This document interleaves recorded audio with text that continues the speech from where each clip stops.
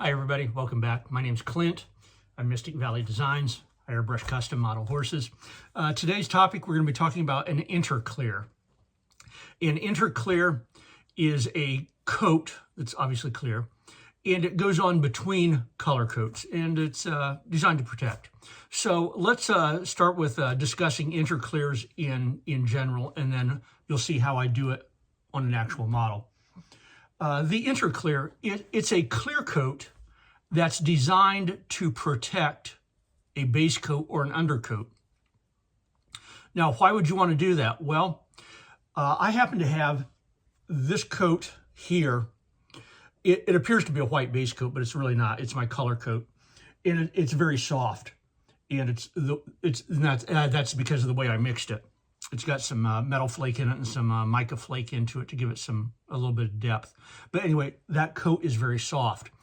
And when I'm preparing this model, or when I'm shooting this model, I'll be applying a frisket to this model, and actually it'll be turning into a pinto is what this model will be doing. And I don't want that frisket to interfere or lift or otherwise ruin this soft white color coat. So that's why you should use an interclear. It'll protect the undercoats. You should do it whenever you have something going on top of your color coat, which might damage it. And how, it could be how to apply an interclear. It's as simple as grabbing a can of Krylon or Rust-Oleum and just simply hosing down your model with a clear coat. Let it dry for a day or two, and then continue on with your subsequent colors. Now, who should be doing this? Well, we should all be doing it a lot more. I read on these Facebook pages, oh, I ruined my model. And specifically, who should be doing it is, in my opinion, the people who do a lot of pastels. Pastels are just incredibly soft, super delicate, wonderful colors you can achieve with pastels. But man, they're delicate, and it's so easy to ruin a nice color or a nice patch, like over your hip or on your shoulder or something like that. It's easy to ruin it with a subsequent color or pencils or something like that. Shoot, just put an interclear in there and call it a day and move on with it. So that's sort of like the what, why, when, how, and who should be using an interclear. Now, the interclear that I'm using today, where's it at? Just simply a urethane clear. And I'll be putting it on this model here, the Shania. This is by Kitty Cantrell, and it's cast by somebody. Resins by Randy out in California. It's a very nice model. It's a heavy duty. I just love this model. It's a nice one. But anyway, Shania, that's a nice model. So anyway, oh, and I forgot something. Here, I made this specifically for this video. To sort of conceptualize what an interclear does, you've got your plastic model here, or your resin or whatever it is.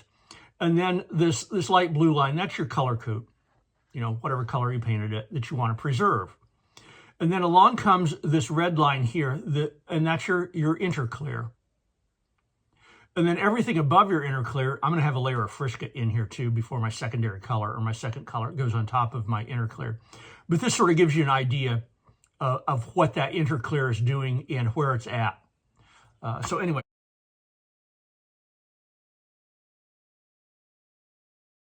let's get started on a model. I'm going to hang this up, and then I'm going to make you all seasick while I move the camera here. There we go. And I'm going to hang up my Shania model here.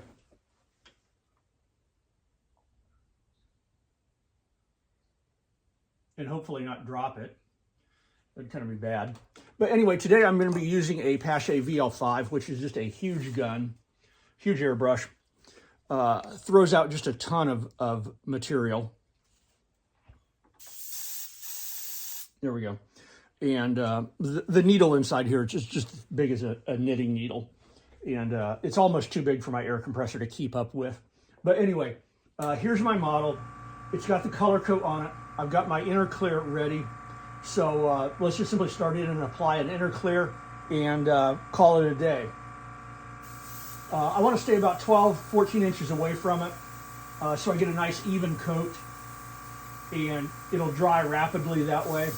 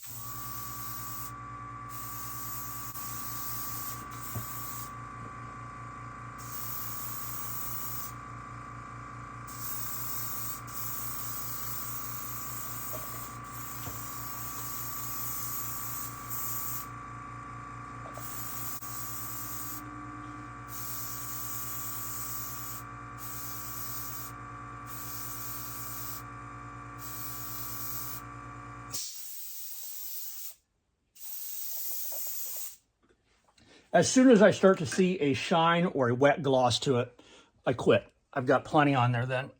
I don't want to saturate it. I don't want to have any runs, drips, errors, things like that. So that's how I apply an interclear. And you know, so what, took 2 minutes at the most, I suppose. And that'll be dry in 20 minutes, I suppose, half hour. I could hit it with a heat gun and dry it even faster. But today is Thursday, March 20th, first day of spring. It's snowing outside, so welcome to Indiana. I can't catch a break on the weather. But anyway, folks, that's an interclear. That's who should use it, why we do it, how you apply it, what it is, where it goes, you know, things like that. So anyway, folks, thanks for tuning in. My name is Clint. I'm Mystic Valley Designs. Take care and peace out. Bye now.